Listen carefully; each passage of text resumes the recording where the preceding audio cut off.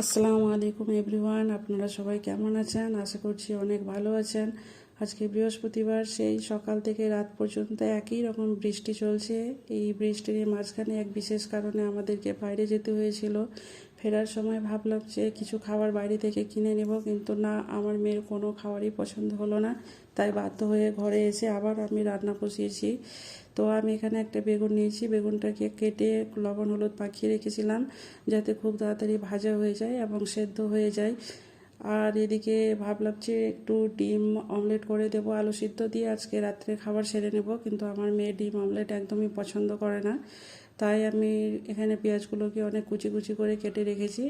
আর আমার লঙ্কাগুলো কিন্তু এবড়ো খেবড়ো করে কাটা আছে, কেউ হাসাহাসি করবেন না। আমি ছুরিতে কাটতে খুব একটা স্বাচ্ছন্দ্য বোধ করি না, তাই কাঁচিটা বেশি ব্যবহার করি। আর এখানে আমার বোনের সাথে আমি বকবক বকবক করছি, কারণ যখনই কোনো কিছু খুব ক্লান্তি লাগে বা করতে ইচ্ছা করে না, আবার কাজটা করতেই হবে, তখন আমি আমার এনার্জি বুস্টার মানে আমার বোনকে কল দিই। কল দেওয়ার সময় ওর সাথে বকবক বকবক বকবক করি, এদিকে কথাও হয়ে যায় আবার কাজও হয়ে যায়। দেখবেন না, বন্ধুবান্ধব আত্মীয় স্বজন যাকেই ফোন করেন না কেন, যদি খুব আওয়াজ হয় আপনার কাজ করার সময়, ঘুটুর মুটুর আওয়াজ হচ্ছে, ঘুটুর মুটুর আওয়াজ হচ্ছে, তখন কিন্তু ওরা বলবে যে তুই এখন ফোনটা রাখ, পরে ফোন করিস যখন ফ্রি থাকবি। বোনের ক্ষেত্রে, ভাইয়ের ক্ষেত্রে বা আপনার নিজের মায়ের ক্ষেত্রে এসব হয় না।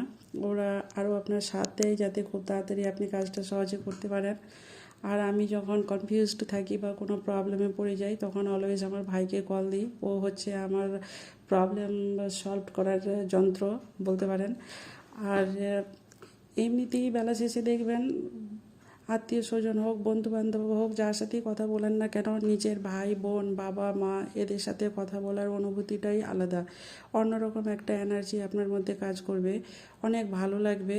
আর এখানে আমার রান্না প্রায় কমপ্লিটের দিকে, আমি মাত্র 50 মিনিটে এই রান্নাটাও সেরে ফেলেছি। এখানে আমি পার্টিতে আমার মেয়েকে ভাত দিয়েছি, কারণ ও নতুন নতুনভাবে ভাত খাচ্ছে নিজের হাত দিয়ে। তো থালায় দিলে পরে ও চারিধারে ফেলে দেয়, সেই জন্য ওকে বাটিতে খেতে দিয়েছি।